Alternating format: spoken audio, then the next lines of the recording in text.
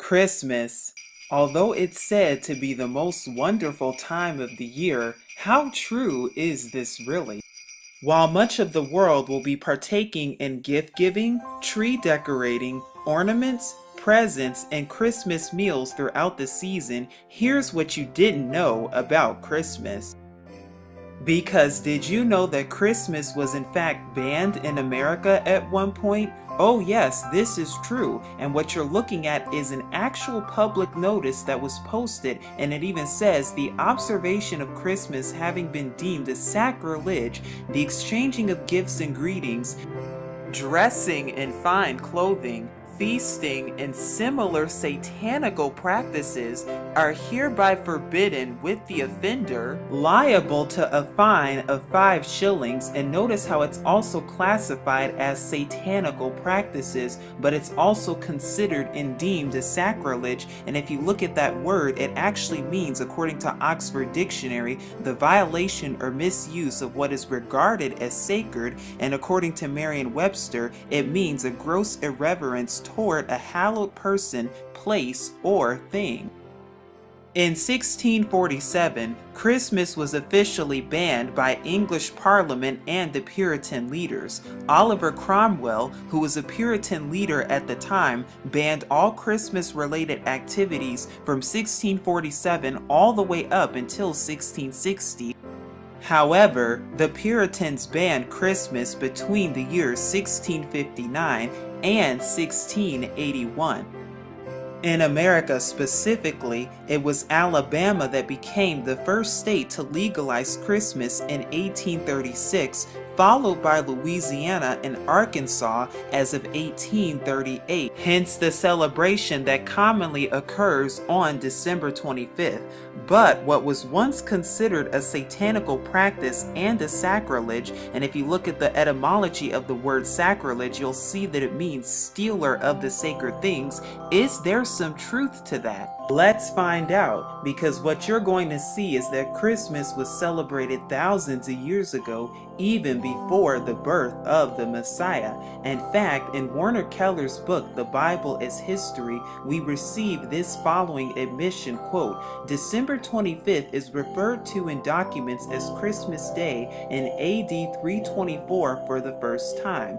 Under the Roman Emperor Justinian as of the 6th century AD, it was recognized as an official holiday. An old Roman festival played a major part in the choice of this particular day. December 25th in ancient Rome was known as the Dies Natali Invictus, which can also be pronounced as the Dies Natali Solis Invicti or Sol Invictus, which also means birth of the unconquered sun, the day of the winter solstice, and at the same time in Rome, the last day of the Saturnalia, which had long since degenerated into a week of unbridled carnival. So on December 25th, in ancient Mithraism, this day gave homage to Mithras, the sun idol, who oddly resembles Lady Liberty, as you can see with the halo behind. But this day did not just give homage to Mithras, oh, quite the contraire.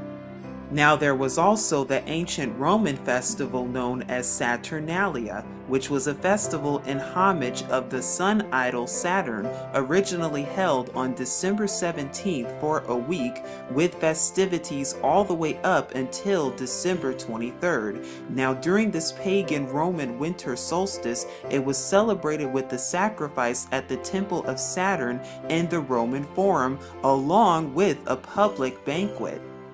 But did you also know that during Saturnalia, there was also private gift giving, continual partying, carnival atmospheres that also overturned Roman social norms, and during this time, gambling was also permitted.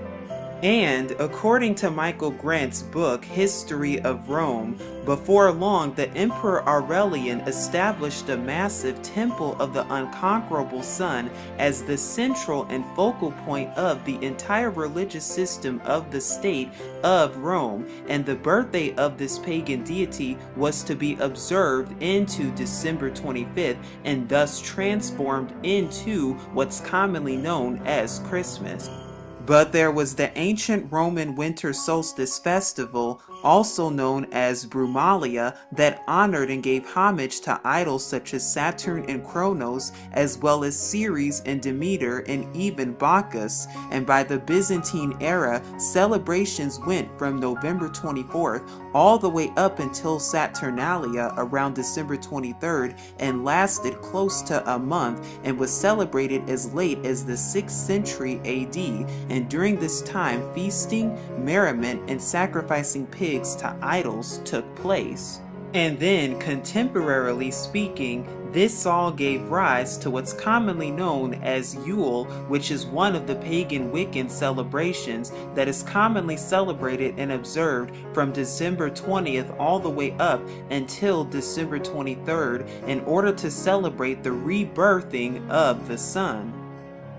Although originally observed by Germanic peoples, giving homage to Odin, who is also known as the Germanic god of death, among several others, this festival is just one of the 8 festivals that's celebrated by the Wiccans around the same time as Christmas. And not only does it have to do with paying homage to the rebirthing of the sun, but it's also all about magic, bonfires, as well as potluck and feasting. But where does Christmas really come from? Did it really originate 2,000 years beforehand, or was it a celebration that was partaken even thousands of years before that? Because according to the Roman Catholic Church and the Catholic Encyclopedia of the 1911 edition, when you even look up the word Christmas, you will see that it says Christmas was not among the earliest festivals of the church, and then it goes on to say that, quote, the first evidence of the feast is from Egypt, unquote. But what you're about to see is that Christmas traces its origins all the way back to Babylon. Now we will be talking about topics that are commonly associated with Christmas today, the first being most commonly known to many, Santa Claus. Because did you know Santa Claus is actually a corruption of the name Saint Nicholas, who was a Roman Catholic bishop during the 5th century AD. And according to Encyclopedia Britannica, Volume 19, pages 648 through 649, you will read, quote, Saint Nicholas, Bishop of Myra, a saint honored by the Greeks and Latins on the 6th of December. And it also says, a legend of his surreptitious bestowal of dowries on the 3 daughters of an impoverished citizen is said to have originated the old custom of giving presents in secret on the eve of Saint Nicholas or December 6th, which was then subsequently transferred to Christmas Day, hence the association of Christmas with Santa Claus. But there is something even darker and more interesting and suspicious indeed when you closely look at Santa Claus and even his name, Santa. Because if you unscramble the word Santa, you get the word Satan, and you can actually do this on your own and you will see that this is the case. But this isn't the only way that Christmas pays homage to Satan. Oh, we're just getting started. Now we'll be discussing the Christmas tree and its origins, because it's not what you think it is, and it does not originate where you think it comes from. Now, the Christmas tree originated in Germany, but also got its roots from the Romans, who then got it from the Egyptians, who then also got it from the Babylonians. And we even see mention of Christmas trees in scripture as spoken of in Jeremiah chapter 10 verses 1 through 4 as well.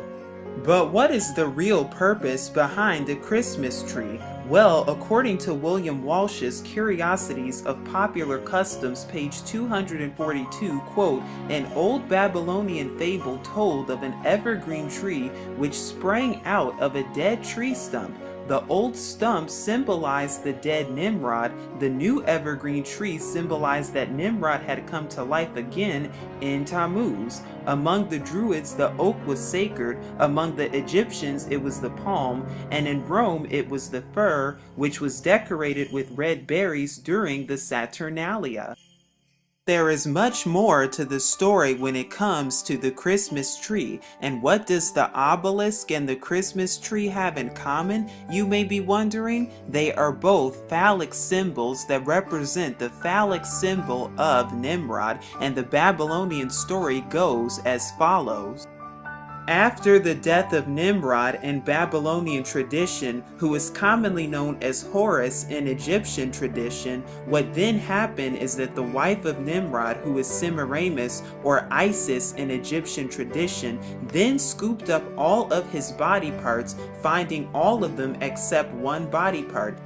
And of course, the one part that she did not find was his phallic symbol, or his penis, which then became a symbol and symbolized by the obelisk and even the Christmas tree. Because whether you know it or not, Christmas actually gives homage to the birth of Nimrod, the sun idol, and we'll be talking more about that in just a moment to come. And then of course we have presents and gift giving, which originates all the way back to Saturnalia, paying homage to Saturn, the deity of agriculture. But what about the lovely ornaments you see on Christmas trees? Where do they originate from? In ancient Roman tradition, the Romans decorated their trees in order to honor Bacchus, the god of fertility, during Saturnalia, and they also placed 12 candles on the tree in honor of the sun god. But that's not all.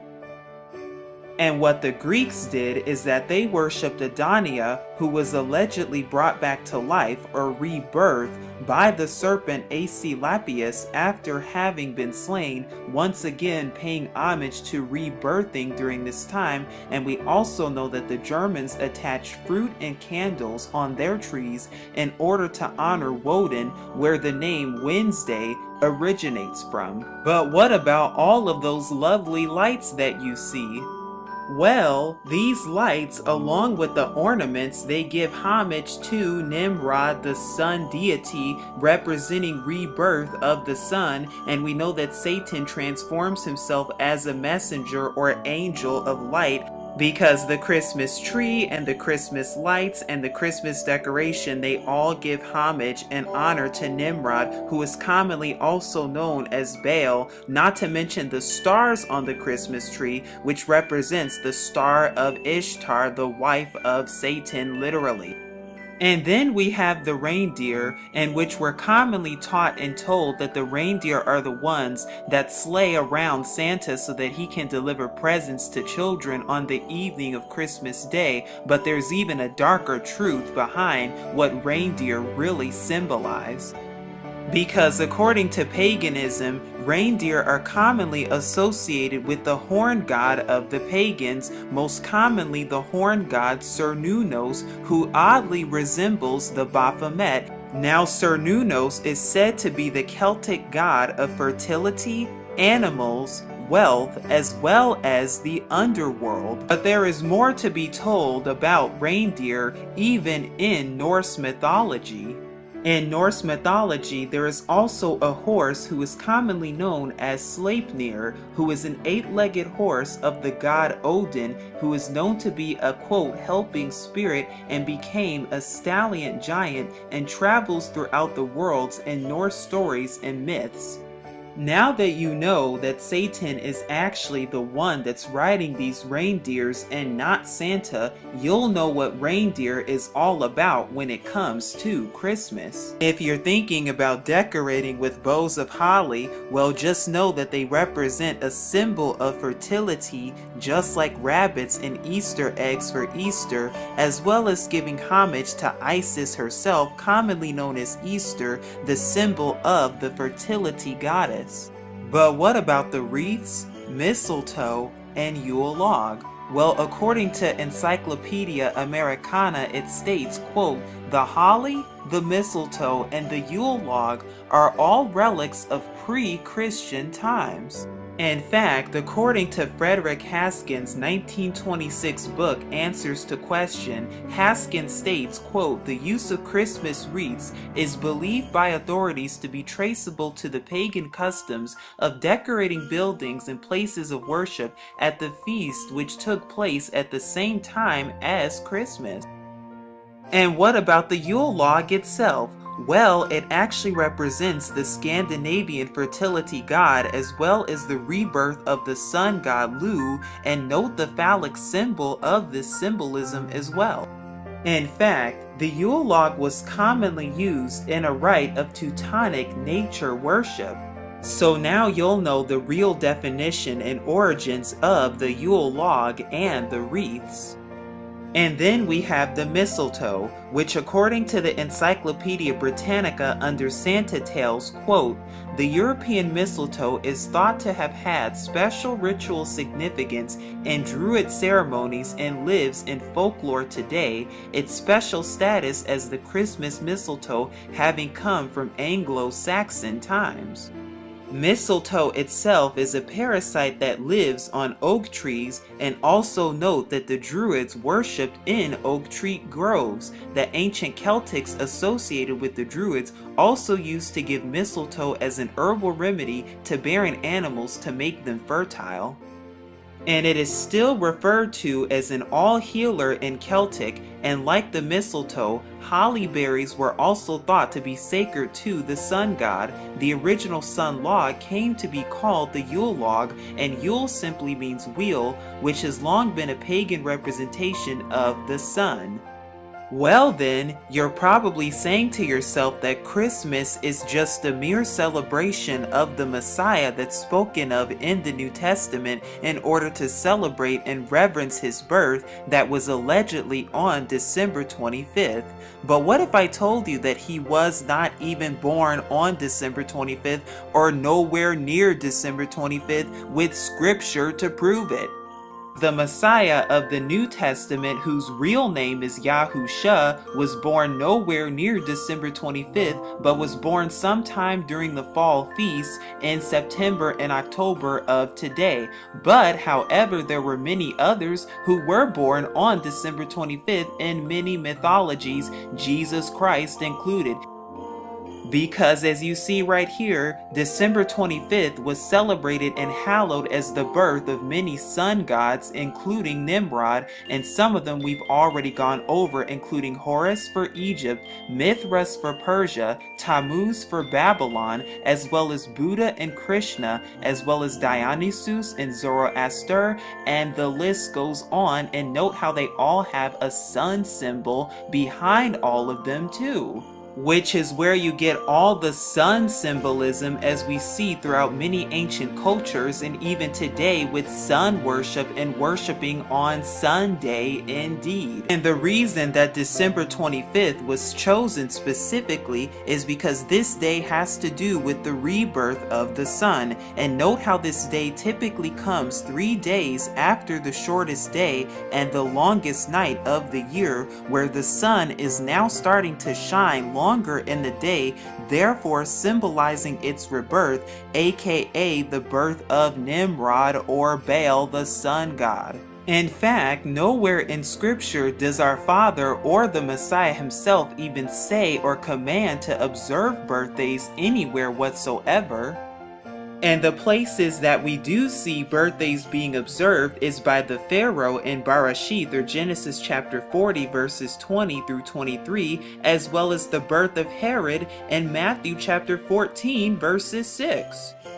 So we see that nowhere in scripture does our Mashiach Yahusha tell us to celebrate his birthday, and nowhere does our Father Yahuwah even tell us to observe Christmas either. And we know even with scripture telling us that the Mashiach was not even born during the time of Christmas.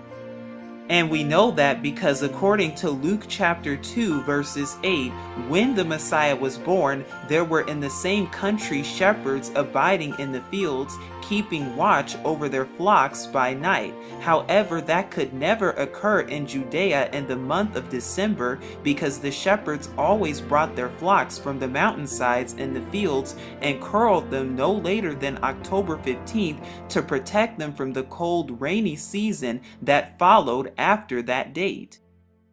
And if you look at Song of Solomon chapter 2 verses 11 and Ezra chapter 10 verses 9, you'll see that winter was a rainy season and the shepherds were not permitted to abide in the open fields at night because of the cold. And according to the Adam Clark Commentary, Volume 5, page 370 of the New York edition, quote, "It was ancient custom among Hebrews of those days to send out their sheep to the fields and deserts about the Passover or early spring, and then bring them home at the commencement of the first rain, which was commonly during the autumn, well before the winter time."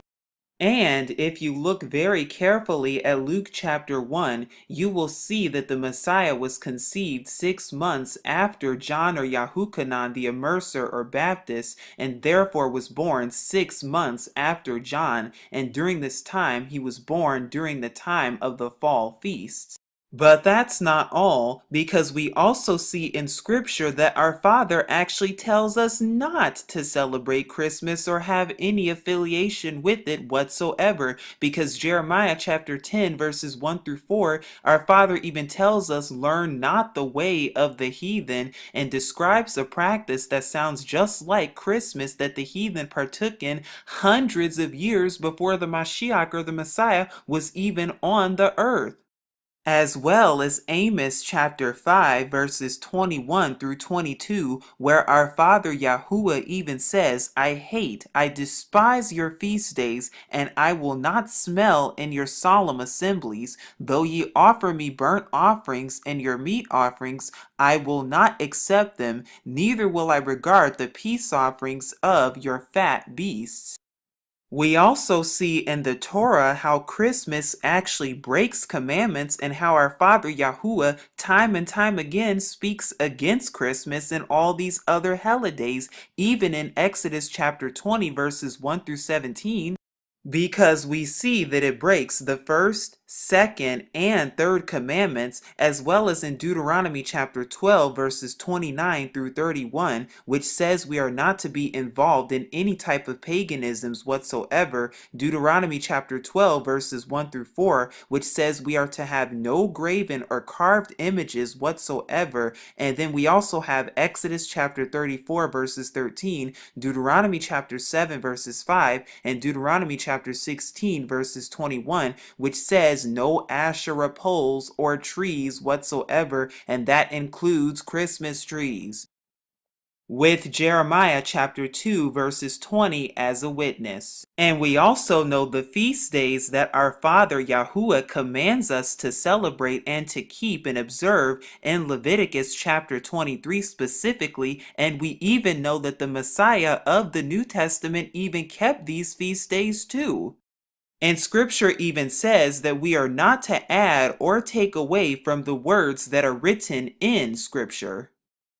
Once again, nowhere in Scripture does the Messiah or the Mashiach Yahusha tell us to celebrate his birthday anywhere. Nowhere in Scripture do we even see the word Christmas or even the word Sunday found anywhere. Nowhere does our Father Yahuwah tell us to observe or celebrate Christmas and speaks against it. And the question that we should be having and thinking about is, are we following truth or Babylonian customs and traditions? Are we following truth or tradition? That is the question. And according to Alexander Hislop's The Two Babylons, quote, long before the 4th century and long before the Christian era itself, a festival was celebrated among the heathen at that precise time of the year in honor of the birth of the son of the Babylonian Queen of Heaven. And it may fairly be presumed that, in order to conciliate the heathen and to swell the number of the nominal adherents of Christianity, the same festival was adopted by the Roman Church, giving it only the name of Christ. So the next time you're thinking about celebrating Christmas with your family, or even putting up a Christmas tree and decorating that Christmas tree with ornaments and other things, and the next time you're thinking about dressing up as Santa Claus, or even celebrating it with your family and giving gifts with your kids and giving presents with your children, you'll know the exact origins of Christmas from front to back and from left to right. Because yes, Christmas is very pagan indeed, and has its roots grounded in paganisms and Babylon all over again. And the question once again is, are we following truth or tradition. And as always, remember to seek Yahuwah and his true son Yahusha for even more truth. But this is Truth Unveiled here, saying shalom.